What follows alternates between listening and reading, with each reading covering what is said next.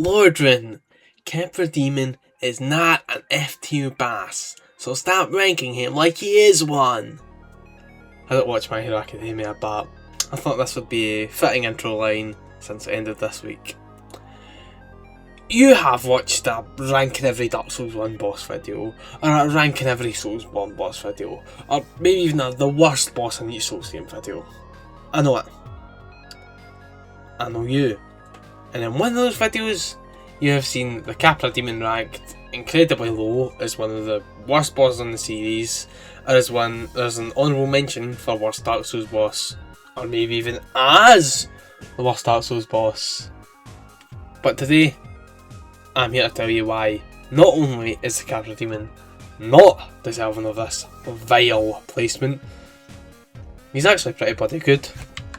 Now, normally I go over a bit of lore in the prelude to the analysis, and usually I like to throw a bit of joking agenda in there too, but there's really nothing to summarise a Capra Demon to the point where it'd all just be like jokes. And don't get me wrong, I had some pretty funny stuff, running down here.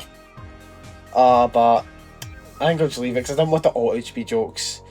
But basically, Capra Demon's lore is he's came for Izalith, and he's basically like the mob boss of Lower Undeadburg.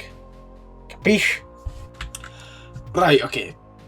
To actually get serious, just to clear the air before I actually get into my defence of him, obviously he's not flawless. The run back sucks. It's not a unique trait, but it's still pretty bad. And the shortcut to him is kind of hidden. Not his fault, but again, kind of annoying. But again, neither is really related to the boss. I suppose the run back is, but it's like the least influential factor in a boss's quality for me. The first complaint I see a lot is that he overwhelms players on the first attempt. I view this as an important lesson though. If you run into a fight blind, you're gonna die. It does sort of try to tell you this with Taurus Demon, but the archers are more just nuisances than threats, and you get an reward for figuring it out with the plunges attack you can land on them. With Capra Demon, the reward for figuring out the quirk to this fight is survival, and it shows you that in the future you would be able to brute force every fight. The second complaint that I see a lot is that it's too small and cramped. Like, yeah, that's the point. That's what makes a fight tick. You can't fight freely here, and you need to adapt to the conditions of the fight to win by fighting an enemy that's faster than some previous bosses like Taurus Demon in such a small space. I won't pretend this sort of style comes back in later segments and has some sort of tutorial, but it is a unique twist that I think is quite enjoyable. But now for the two small elephants in the room, the dogs. And I think they're fine.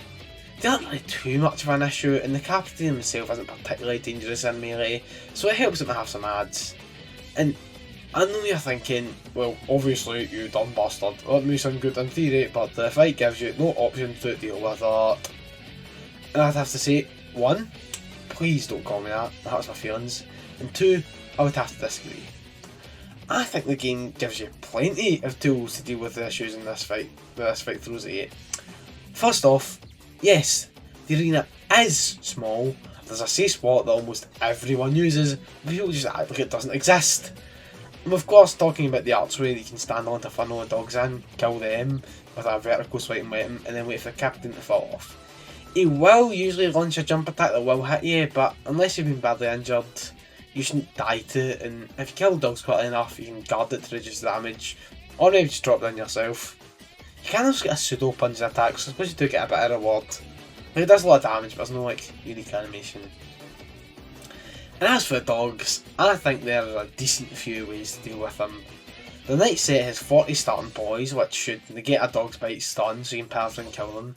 And if you don't have enough poise, Greg Zavanheim is in the area and he sells the oral decoy spell, which lures enemies whenever you shoot it, and only requires 10 int, which is not exactly a high bar, considering 5 of the 10 starting classes have at least 10 int, and no class will ever need to use more than 2 levels to use this spell. But if you're really dedicated to not using this spell, you can use Alluring Skulls, which are sold by the female undead merchant in the run back. You will pass every time if you ever take the Phalanx route, and also can be found in the undead palace above the door. But I'm not gonna lie, they're kinda useless. oral decoy works, and I do think these are meant to be an association. I do think they're meant to be baked into the game as a way to deal with dogs with a Capra demon. But like, for what I tried, they just sort of ignored them. I wasn't expecting the demon himself to get lured to them since, you know, he's a boss. But, I mean, it's sort of, everyone just sort of ignores them.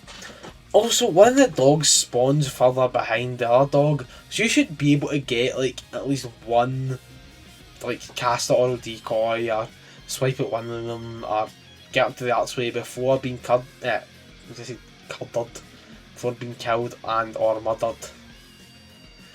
And if your weapon is even slightly upgraded, which it really should be, you will one-shot the dogs from your actually safe zone, or while they're bouncing off their armour, or while they're looking at the sorcery equivalent of jungle and keys.